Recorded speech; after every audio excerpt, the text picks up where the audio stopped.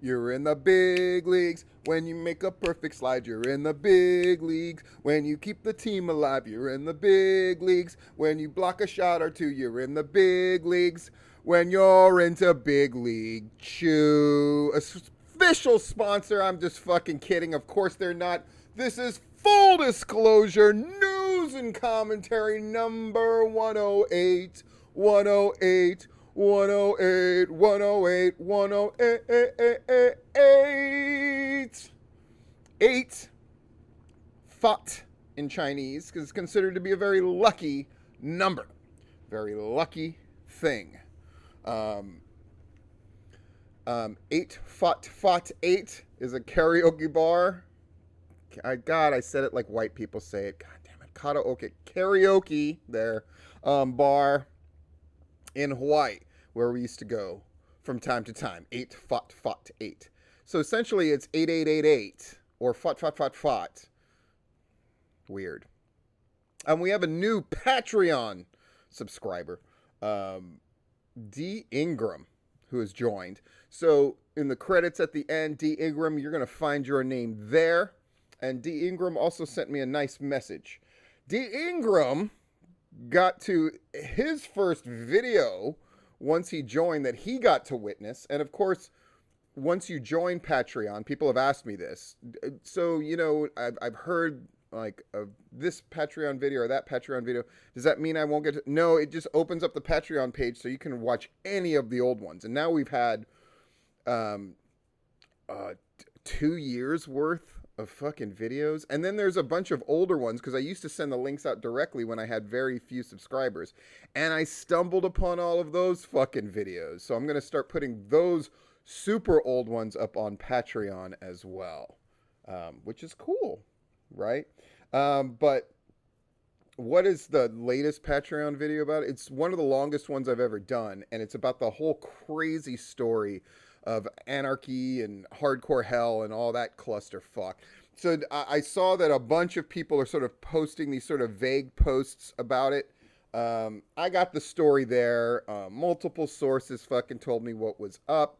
I didn't want to put it out here, but I did put it out on Patreon. So if you want to check that shit out, you just got to fucking join, as D. Ingram has done and many others have done. Super fucking awesome. What Patreon video am I going to do next? It's one I've been intending to do for a while, and for wrestlers in particular, super beneficial, but really anybody.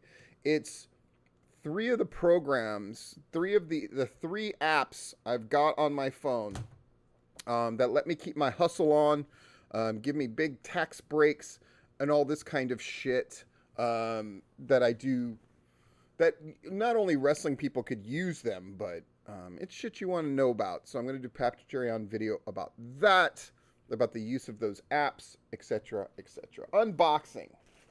I know what this is, and this is weird thing. When I was up at Tampa for all of those various shows,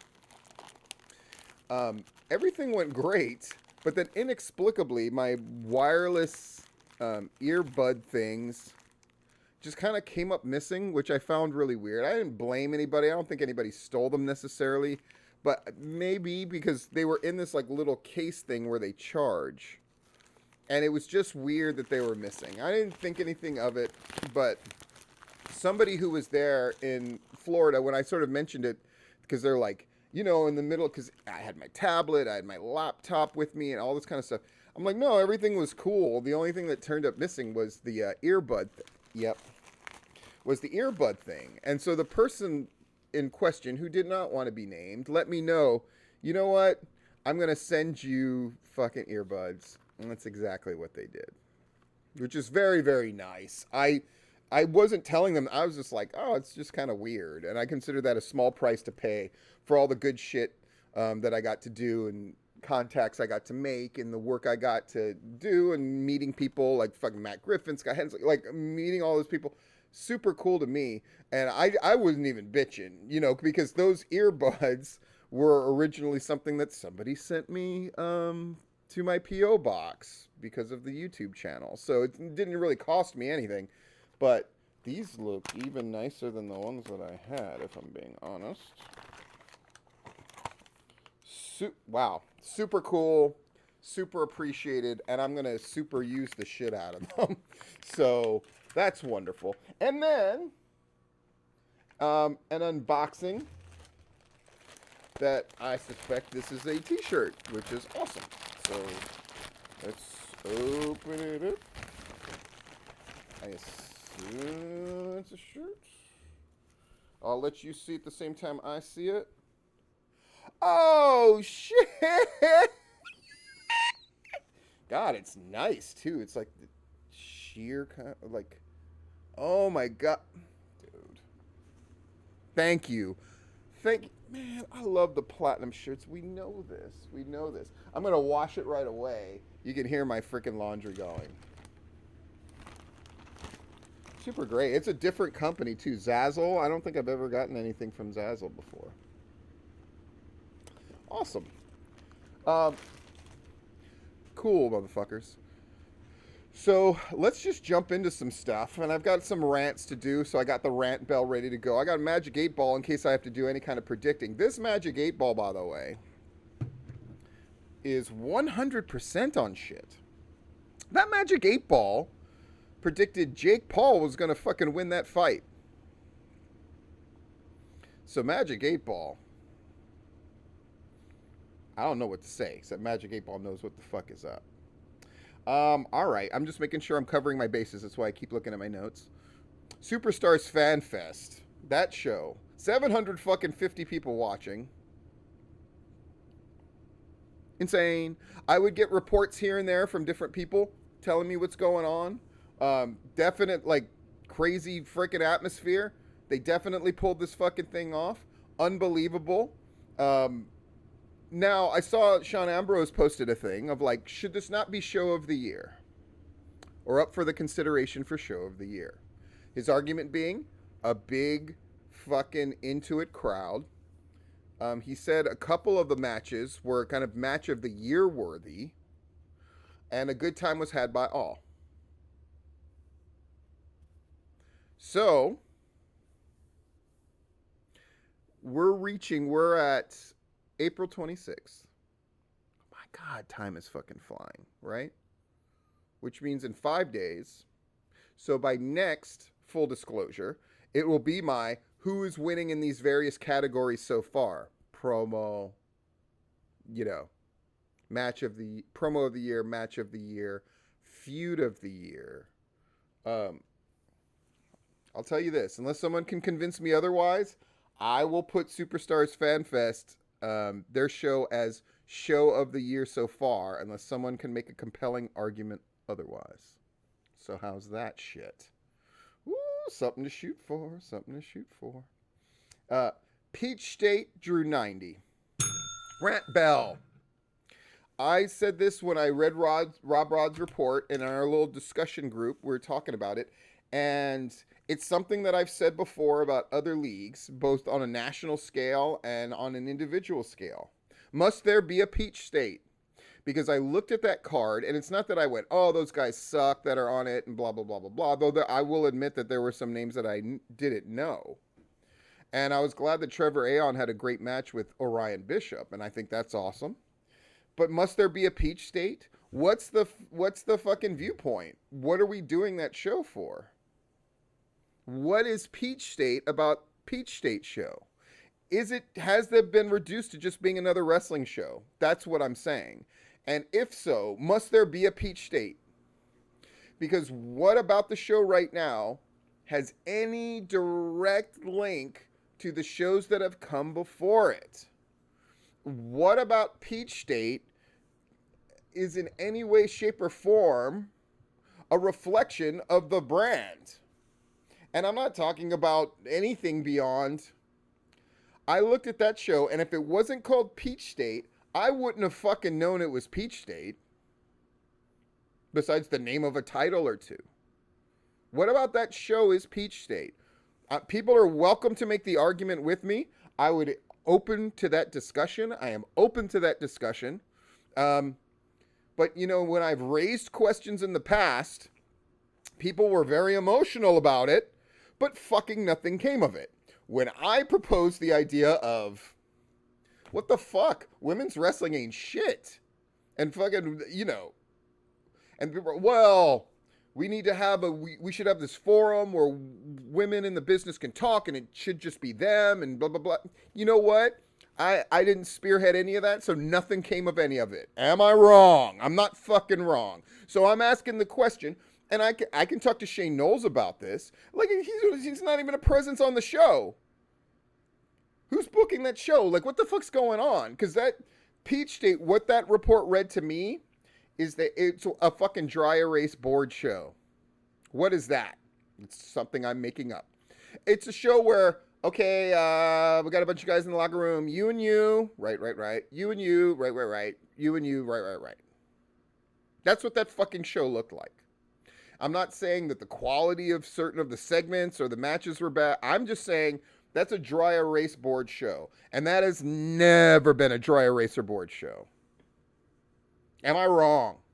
If I am, someone please prove it to me. Because right now, you know, and it's like, and we're hoping to have our next date. I mean, I know they've been struggling with having fucking venues and all of this shit. I'm just asking the question, must there be a Peach State? All right.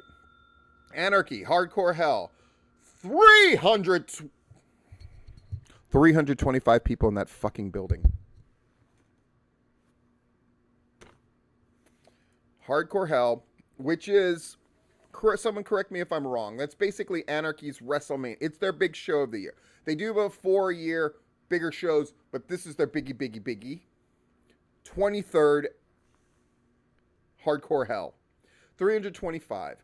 From all accounts, when I read that report, and I talk to Larry, and I talk to people who work the show, and I talk to other people, that show was fucking going great until the disastrous, and I mean, to fucking spin this bullshit any other way is fucking incorrect.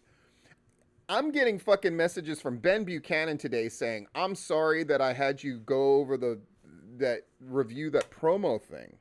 He don't have to apologize for that shit. I was happy to do it. I'm happy to help all the fucking groups in Georgia. If you haven't noticed. Doesn't mean I'm not harsh. Doesn't mean I'm not honest. That's why people fucking sign up for the Patreon. That's why people like listening to my shit. Or even the people that hate listen or vague post about me. Fuck all y'all, by the way. At the end of the day, it doesn't fucking matter. Right? Why would someone sign up for my Patreon? Why would someone give me money to fucking look at their shit? Because they know they're going to get the real deal Holyfield. And the real deal Holyfield is Anarchy, Hardcore Hell. This idea that Superstars Fan Fest is show of the year, it probably rankles a bunch of people. It makes your assholes pucker up tight. And I get it, because if I had to check my asshole right now, I'm not going to check it with my hands. I'm keeping my hands here so you know I'm not doing that. But just on a feel thing. Yeah, my asshole's puckering up a little bit. But Sean Ambrose made a decent argument. And what's the show that's going to compete with it? And don't give me a show that you were part of that was pretty good. I'm like, what's the fucking show of the year atmosphere, right? When Southern Honor won show of the year with their 1,000 people show, it was about spectacle as much or way more, honestly, than it was about bell-to-bell match. And so, but if I'll tell you, if our Anarchy Hardcore Hell, if they had pulled off Griff and Ben and they had done the fucking finish for the fucking main with Shane Marks and fucking Jacob Ashworth and all that shit, if things had gone off the plan, it would be show of the year for April of the year thus far, and probably would have fucking won altogether. That's how well that shit went. And the fact that they do 325, what the fuck, were people standing on people's fucking shoulders? I've been in that joint. So read Larry's report, gwhnewsandnotes.blogspot.com. You should be doing that shit anyway. Fucking sign up for my Patreon so you can hear my fucking video to get the complete and total story. Anybody, and I saw that a bunch of people had already fucking watched the Patreon video. I guarantee you none of them would say, shit was a little disappointing. What they would say, and what D. Ingram did say when I fucking messaged him, he messaged me why he was signing up. Basically, he's like, I fucking enjoy your content, and I felt like, you know what? Let me help support this shit. I appreciate that. So I said, I think you'll like the fucking next video. And so that video came out and he's like, I fucking loved it. The fucking real story. I'm all about that shit instead of all these rumors that I'm hearing about. Exactly. So sign up for that fucking Patreon. That's all I got to say about that shit. Wow. So, I mean, when you have a show that was clearly going to be show of the year, or at least one of the top 3, and it fucking implodes like that, that's fucking harsh. And that does not make me happy. I'm very happy that Anarchy had sort of risen back to prominence. And let me just be fucking rant bell. Let me be honest about this shit. That shit went to shit because of people's fucking egos and some pussy shit that shouldn't be a part of fucking pro wrestling. I can't make it any clearer than that. End of rants. GCW, I'm going to talk about the Jasper show first. The one with Teddy Long. It drew 150. A good time was had by all. But it's their thing that they pulled off. Now, I was under the impression that shit, the Battle for Buckhead shit, was going to be an outdoor show. Because people kept saying, like, oh, don't worry, the weather's not going to be... Maybe they were just reassuring people that, don't worry, the weather won't be that bad. Come out. That it wasn't an outdoor show. I was confused about all this shit. We're going to talk about messaging as part of the commentary today. Because people have been asking me, how was it at the Gangrel show? That's going to take up the entirety of my commentary. And it's shit that everybody fucking needs to hear. Everybody needs to fucking hear. Because I learned some shit. I saw some shit. And I'm going to translate that shit to you. You're welcome. All right. But GCW, it was an indoor show. And apparently it's a venue that they're going to use again. Great. 230 people there. Good. I actually watched the end of the Battle Royal because I wanted to see Terry Lawler fucking win that bitch. He's a fucking legend winner for the Georgia Wrestling History Awards. I love Terry Lawler.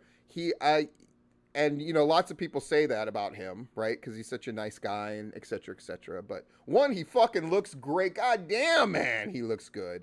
And he won that Battle Royal, and when he won, that fucking place blew up, and the crowd was fucking happy, and it was fucking awesome. So kudos to them. Now, they're making big promises, as Georgia Championship Wrestling tends to do, and they're saying, we're going to record stuff, and then we're going to have this weekly thing on YouTube, and, you know, jury's out, right?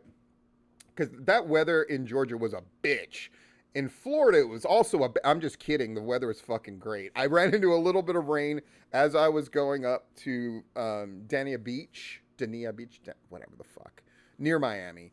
As I was leaving, it was raining, and I was like, oh, fuck, because one of my windshield wipers I found out is fucked. But once I got outside of Orlando, smooth sailing.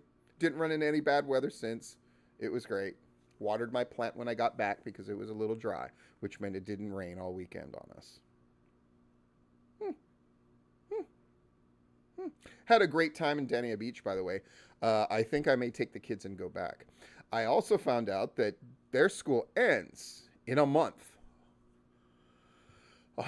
on May 25th. So I think I'm going to take them to the AEW pay-per-view with me. I was already going to be there, and I got a room in a nicer place than I usually stay. Keep in mind, folks, when I travel, and I'm going to talk about the traveling I got coming up in May, because I'm coming to motherfucking Georgia and motherfucking Alabama for a ridiculous 3, possibly 4-day run. I'm going to talk about that as well. I stay in like motherfucking cheap places, because if it's just me, as long as they got Wi-Fi and I know I'm not going to get shot, though I have stayed in places where it was like, let me push furniture up against the door. That's legit.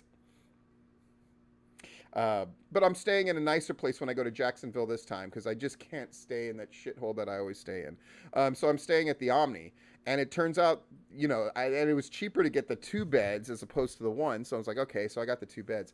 But now that my kids are going to be with me, it looks like that's awesome. Excited about the AEW pay-per-view. Fuck, I'm excited about fucking Blood and Guts, which is happening on Dynamite. That shit looks ridiculous. Ridiculous. All right. So Pro South, they had a show. It sounds like they're back on the right track somewhat, which is great. Victory Championship Wrestling, and I should have reached out to Enoch, to Wicked Nemesis, before I put this shit on blast, but I've heard it from more than one person, and I've heard it from two people that I respect very much. Tell me, Victory Championship Wrestling, is it true that Johnny Slaughter has had a hand?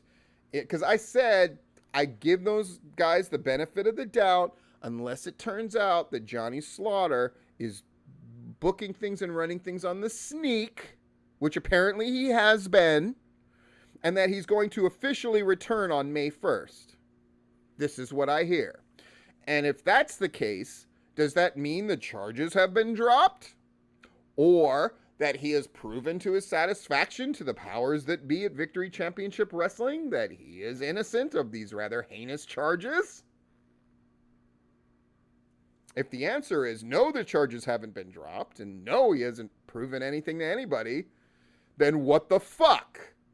Because I fucking went to bat for Victory. Hey. But all I've heard is he helped fucking run that last show, and that he's going to be there in an official capacity in person on May 1st. So what the fuck?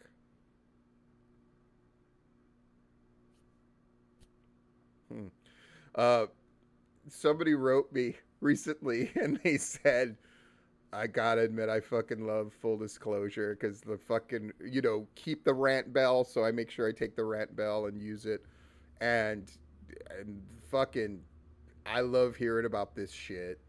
About stuff that they didn't even know that they cared about, but they love hearing about it. Stuff like that. But I'm fucking calling it out. What's the story, Morning Glory? Let me know. Southern Violence canceled their Monroe show because of the inclement weather, because they were not able to move that show indoors. And so they did the smart, responsible thing, canceled their show. Which just goes to prove that David Manders has enough Native American in him that he just shook his fat ass around and made the rain happen. And he got to go to GCW and be in the crowd and be happy about it. Well, Southern Violence, I saw where at their next show, they're going to have Billy Starks, who I saw in Tampa and was quite impressed with.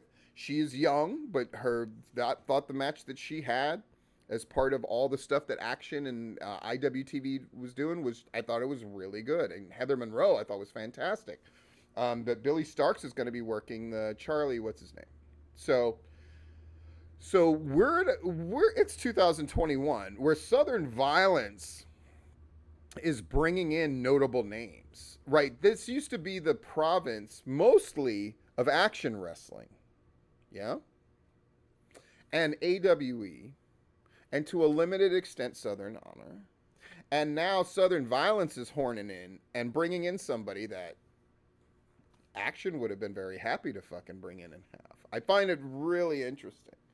And now that I've got my fucking IWTV thing going, and I was so impressed with Dylan Hales, if I'm being honest. So now I'm beginning to watch more and more IWTV. I'm looking forward to taking it. I haven't watched the last Action show. I'm going to do that. If you haven't noticed, I go to a lot more wrestling shows than I used to, and I watch a whole lot. And for those that asked, yes, I'm covering all that shit. I actually covered the fucking Impact pay-per-view, which I found to be a really telling sign of where we're going with everything. Cool. Jerry Steven. He's a promoter in South Georgia for Georgia Wrestling Extreme. And he passed on. And he's one of these guys that a number of people contacted me and just said he was a great fucking guy. So rest in peace, my man. Very sad when anybody in the fucking brethren dies. And he did a lot of good shit. He was a performer as well as a promoter. So rest in peace, like I said before. AWE, who has dropped off the face of the earth, except for the podcast, the Grap City podcast, which unbelievably, I'm just going to rant. The people might get mad about this. They might get mad about this. I don't think they will once they hear what I got to say. Is anybody more shocked than me that they've actually kept up with the fucking podcast thing, meaning Murder and Wheeler? I thought that they were going to do 2 and be done, because that's happened in the past. But they've actually kept up with that shit, and from what I hear, it's quite entertaining. Now they've got this really ambitious thing, the Jimmy Rave Classic 16-person double elimination tournament, where a number of people are making decisions about they can get them in directly. People commenting on YouTube channels can get the 16th person in, and otherwise they're going to have a process through which wrestlers that are in the business 5 years or less can submit a 1-minute promo, a match that they were in via YouTube link, etc., to try to get into this thing. They're going to do the filming in late June or early July, and then start showing them on Monday nights. Did I get all of that right off the top of my fucking head? If so, Barry Horowitz, that bullshit. Rest in peace, my man, as well. Yeah. And normally, if I'm going to be honest, I would have said, I don't know if they're going to stick to that. It seems really fucking ambitious. But I don't doubt them now because of Grap City podcast. I think that they're going to actually make this motherfucking thing happen. So cool. Lots of crazy shit. We're not at the commentary yet, but we're getting there very soon. Oh my God. I told myself this thing's only going to be 30 minutes. Shit, we're at 26 minutes, but it's full disclosure news and commentary. Let's talk about my trip. So May's coming up. Whew. Thursday, May 20th, I'm going to be at the training for PCW. The guys that run that show, Brian Blaze, Bill the Butcher, I'm not there to run the show. They're there to train. They're there to do their thing. But I'm going to be there to kind of look at what's going on, maybe chime in a time or two, maybe have a quick thing to say. So I'm going to be there. So if you've been training there, or you've been interested in training there, or even stopping by to see me, I'm going to be there Thursday, May 20th, fucking running a practice. Not running a practice, God, why do I say that? But I'll be there. So anybody who's ever wanted the flavor of, like, I heard all these stories about Stephen Platinum and fucking blah, blah, blah, that's a good way to get a dose. Yeah. So that means I'm going to be there throughout the weekend. So Friday, the 21st, what am I going to do? I'm going to go to Pro South. I'm going to go to Al Blah Blamla. And I'm going to check out Pro South. And then on the 22nd, which is the Saturday, I'm going to go to IWE. And then two people in particular said, would you come to GIPW on that Sunday? I'll just be blunt about something. Like, that's fucking 4 days. And even though, as Gary Lamb and others will tell you, I have ways to make money on the road, which is going to be part of that Patreon video. And I always got my hustle on. Fuck, dude, that's like 3 or 4 fucking hotel rooms I got to get. I already made reservations, and that kind of shit on the various places I plan on being. But fuck, that's a lot for me. And it takes me out of the mix. And then that's going to be a 6 or 7 hour drive to get back home on Monday. Now today I did that. I had to drive back from Denny Beach, but that's 3 hours, and that's a big fucking world of difference for me because that's 7 hours. That's a lot of my day on a day where I get a lot of shit done. So I don't know. I'm thinking about it. We shall see. But yeah, so that's happening that week, that half a week in May. Thursday, PCW training. Friday, Pro South. Saturday, IWE. And if you want to hang out with me, if you want to fucking meet up, I got a lot of friends and all that kind of shit. We'll figure that out. Because I'm a guy who can get himself up and out. I'm a guy who can fucking make shit happen. I'm a guy who's determined to be places on time. And I've given myself blocks of time on purpose. So I can hopefully get out and about and do my thing. Commentary. I took these careful notes. You might be able to hear the fucking washing machine rumbling in the back. Okay. So this Gangrel show, it's the Gangrel Wrestling Academy. So they call it GWA for the promotion. So that's where the school is. They are a legitimate 501c3. What does that mean? They are a charitable institution. They have the full backing of that fucking city. At this show, there were like city council types that they announced at the beginning. What I'm not going to talk about is the bell to bell of the matches. Who gives a fuck? Least of all me. What I am going to talk about is I said this to a number of people who were involved with the show, and Gangrel himself, David Heath. Fucking hell of a guy. Very impressed.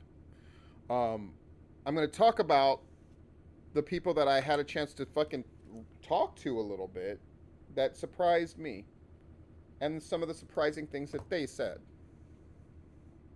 You know? What I told a number of people is this is the fucking Chick-fil-A or Target of indie wrestling. Everybody else is fucking, at best, McDonald's and fucking Walmart. And these motherfuckers are changing the game Chick-fil-A Target style. What do I mean by that?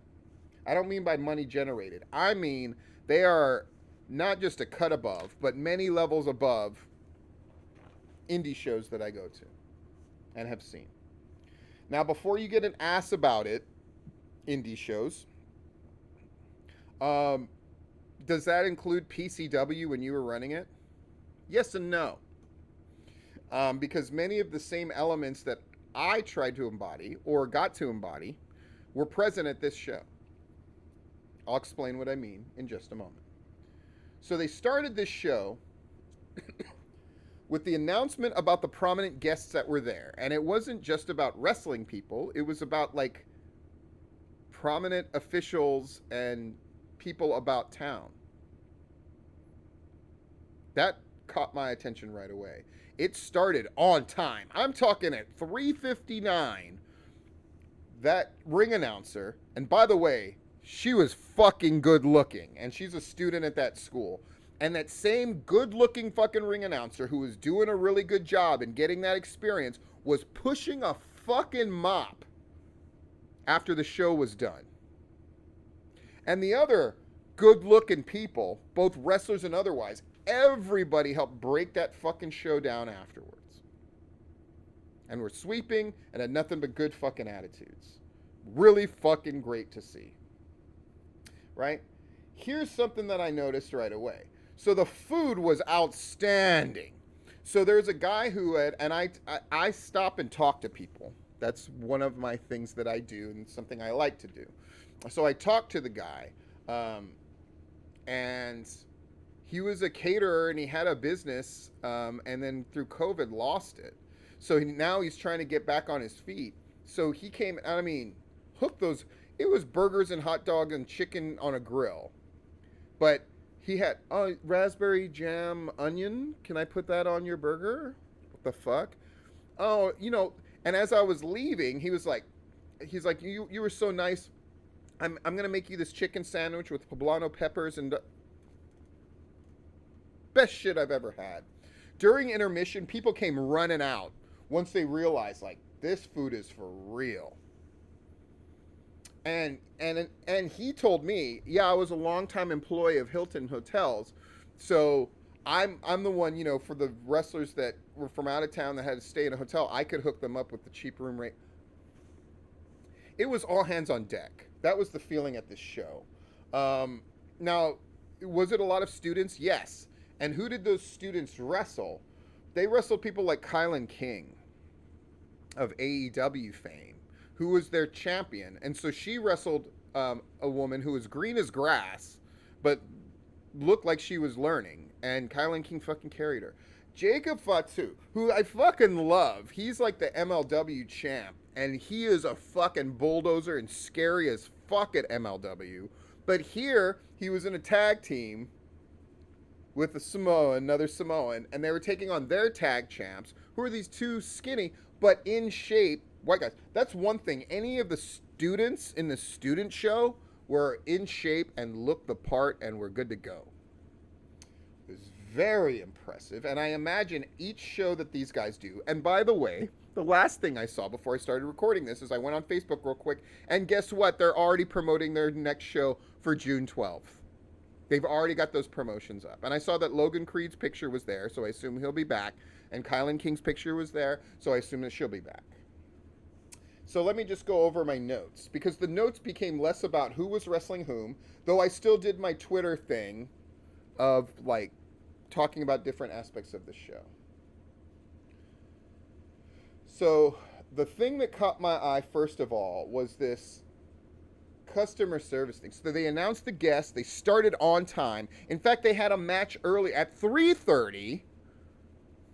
The ring announcer came out and said, "We love that you guys are here." And by the way, they had about 120, 130 seats on the floor. And it was already 80% full with 30 minutes left to go, which I went, huh? Because people come late to wrestling shit. But here, people seem to know something I didn't know, and they were right. At 3:30, they went, "You guys mind if we start the show a little early and have a match for you?" And they, of course, they cheered. This crowd was into everything. They were easy as fucking pie. And so, they had Simon Says, the Emerald Emperor, who was going to commentate the show, because they started live streaming those shows with Ron Nemi, which is part of the reason I was there, right? He wrestled a match against one of their students, all that kind of stuff. Got heat, did his bit. But they gave him that match at 3:30. Like, what? And they started on time. I'm like, 3:59. That fucking girl walked out and started ring announcing. They fucking announced about the guests. They did the friggin' national anthem, where they had the flags. They had 2 video screens, really big. They had the setup. The entranceway was right near the ring. Then they had the seats basically on one side along the long part of the warehouse. But then they also had row on the side. Then they had to add a second row on the side. Then they had to add chairs to the side because they went all the way back. They just kept filling in chairs. How many people ended up being in this place? I would say, at first I wrote 160 easy. That was at the start of the show. But then I'm assuming, because they kept putting in rows and all the rest of it, they probably had 200 people there. Packed in, fucking happy as shit, took temperatures at the fucking door, insisted that we wore masks. I'm sure that was and then clean the ring between everything. And the person who cleaned the ring, the crowd interacted with them. What? As they would wipe the ropes, the crowd would go, "Oh," and so sometimes that person would play with them and stop, "Oh, oh, oh." They made a fucking game and an interaction thing out of we're cleaning the ring between matches.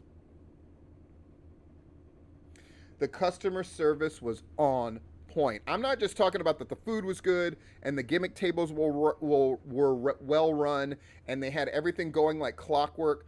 When I showed up, I was like, you know, I'm a guest of Ron Nemi. I never formally made sure I was on a list, and so I did it as the guise of, because it's true. Ron's got a thing. He always wants a Diet Mountain Dew, and he wants a fountain drink version. You think that shit's easy to find? It is not. But it's one of those things. Years of driving a fucking luxury car and like helping out rich people.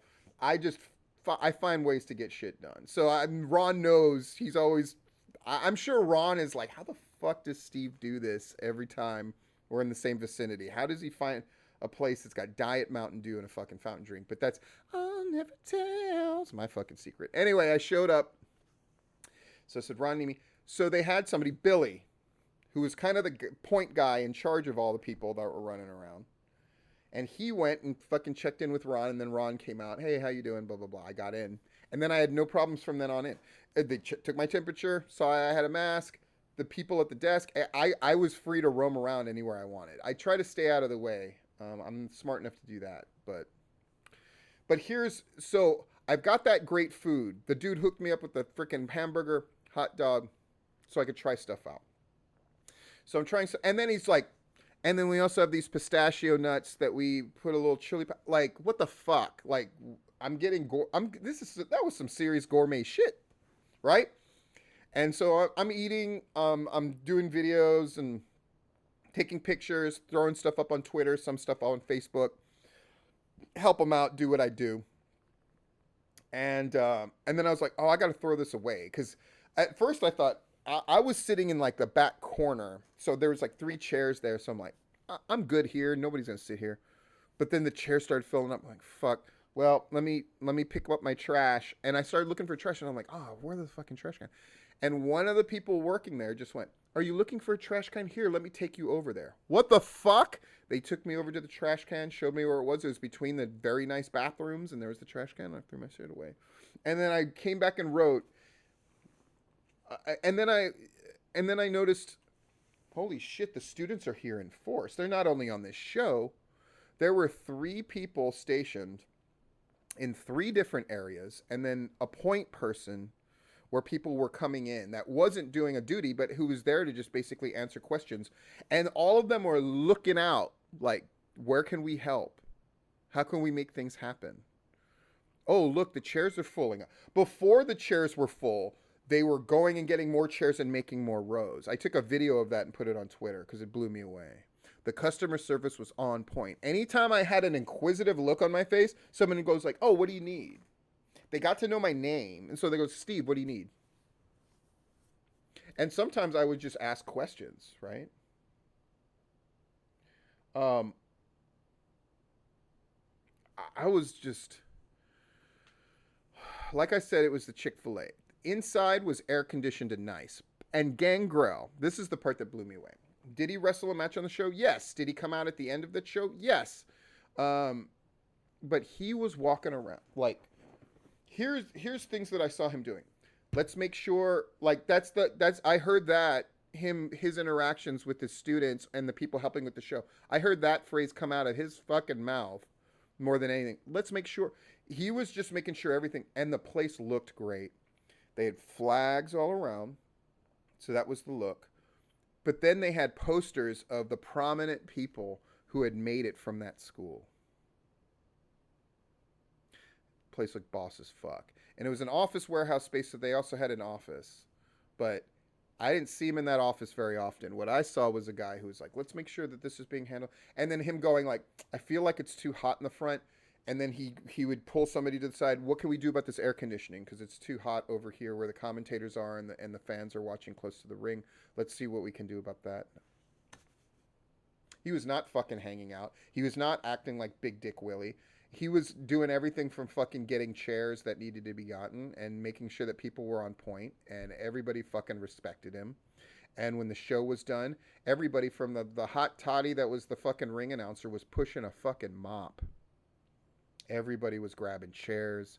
Everybody was putting shit away. And they were ready for the fucking training school within, I mean, now granted, I hung around a little longer than everybody else did. Even Logan and Ron, after a brief discussion, they got out of there to go to Ron's house. And, but, you know, even with me talking to everybody, I mean, I talked to Jacob Fatu and Kylan King until they were taking down their stuff at the gimmick table. But by the time that I left, they had everything set up and ready to go for the wrestling school. And you would have never known that a show just took place there. That level of customer service, the level of people are texting me, yo, what's your address? Oh, it's fucking awesome. Sending me more shit. That level of customer service and the level of leadership from Gangrel, the relationship that they had. So Gangrel was like also doing these sort of live Facebook feed videos. And then when I checked out their page, I'm like, he does them all the time. And then I noticed like on Earth Day, he took out some of the students and they cleaned up the beaches together on Earth Day. And the relationship with that community is real. And you could tell those people love him. And then so I asked people who had worked, I'm like, how long have you been working at these shows? And so I found somebody who was older. So I knew they weren't a wrestling student. I knew they were just somebody that Gangrel relied on, right? Like I said, I talk to everybody. Just because I like getting the flavor of a place. I did that when I went to Southern Honor. And Gary and Dylan will tell you, I fucking bounce around. I talk to the boys. I talk to the fans. That's part of what I do in this sort of thing that I've created for myself is I can help people. I mean, bell to bell shit. Like I said, like that's like 5%. Because I'm talking about an experience at a wrestling show, and I've never had an experience like I've had here. Everybody else needs to step their game the fuck up. This thing of just having one person at the ticket booth, dude, I was blown away, and I went, "This is how everybody's wrestling show needs to go." Because this was on par or even better than even fucking WWE shit. Or even when I go to Daly's place at AEW, it was similar to that. In that, what I was blown away by is the efficiency of moving people through, the fact that they had people stationed to help you, and that the fact that people, when they noticed that I would like have this inquisitive look on my face, would tend to look at me and go like, "Oh, what do you need?" It makes my experience better, and if my experience is better, I guarantee you, Joe Blow from Two Below's experience is way better than they're used to. What else about this Gangrel show? Oh, he was hands on. Um, this idea of having the new people wrestle veterans was so smart because like Kylan King, like the match ending was really ambiguous. Like I think the referee counted too fast, so she got the pin, um, and she saved it by just merely like she acted shocked, like, "Oh, I won." Like, okay, and she acted a little disappointed because that wasn't supposed to be the finish. So she picked up the other girl and freaking hugged her, and the crowd went nuts. And she put over that girl, even though she lost, in kind of a fucked up way.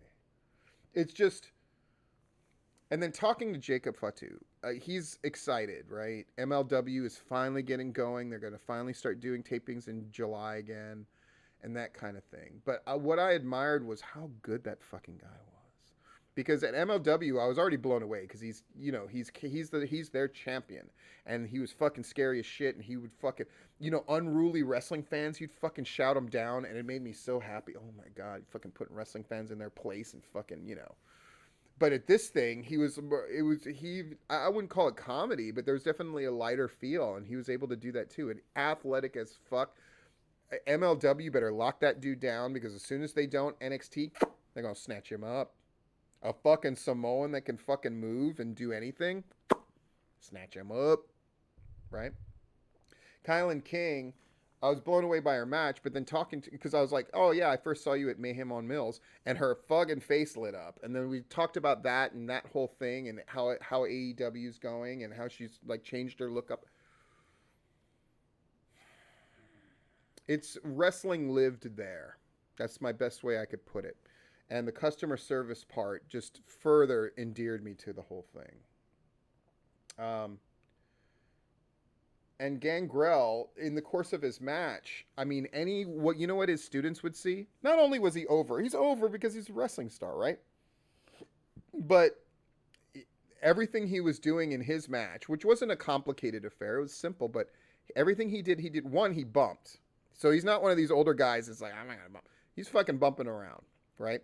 But more than that, he's doing the small things that are engaging the crowd. One of my favorite surprising things was during the real opening match, which was kind of like a plotting affair of two students, right? We're going to do basic fucking moves. He goes, "Hey, these people are going to want their $10 back. You guys better pick it up." And he got a huge laugh. And this is him just standing off to the side. And I was just like, holy fuck, that's like something I would have fucking said.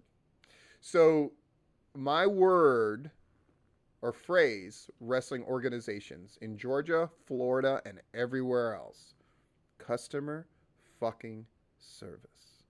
I felt I was in the hands of people that knew what they were doing. I felt that I was in the hands of people who were there to make sure that I had the best experience possible. And when I talked to that person who had been working for him ever since they began, I go, "How many people were at your first show?" She went, "Less than 30. And I go, "What's the most you've ever had?" And she looked around and said, "You're looking at it." And I go, "Well, it's going to get bigger." And ultimately, that's the payoff. Less than 30 to this is the biggest crowd we've ever had with no end in sight. This has been Full Disclosure.